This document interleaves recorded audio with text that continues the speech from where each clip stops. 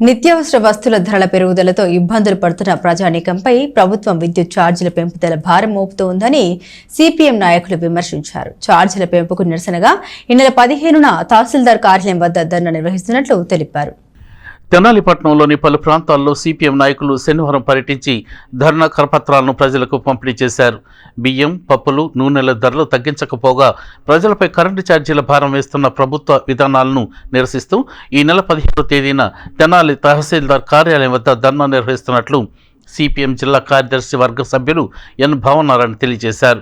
పాండ్రంగపేటలో ప్రజలకు కరపత్రాలను పంపిణీ చేసి ధర్నాలో పాల్గొనాలని కోరారు. ఈ కార్యక్రమంలో సిపిఎం సీనియర్ నాయకులు ములక శివసామిరెడ్డి, షేక్ హుస్సేన్ వల్లి తదితరులు పాల్గొన్నారు.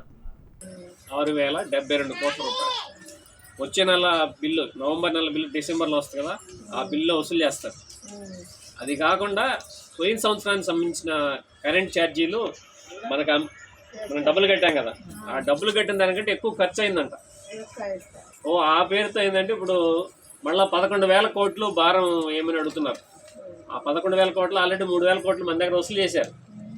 ఇంకా 9,000 కోట్ల రూపాయలు భారం వేయడానికి సిద్ధమయ్యారు. రేపు చర్చించబోతున్నారు. 7,000, 8,000 ఎంత కొంత కోట్లు వేస్తారు. అంటే మనం ప్రభుత్వాన్ని గత ప్రభుత్వం సరిగా లేదని చెప్పి అనుకున్నాం. ఈ ప్రభుత్వం కూడా మళ్ళీ అదాన్ని చేస్తుంది కాబట్టి వీటన్నిటి ప్రజల్లో ప్రచారం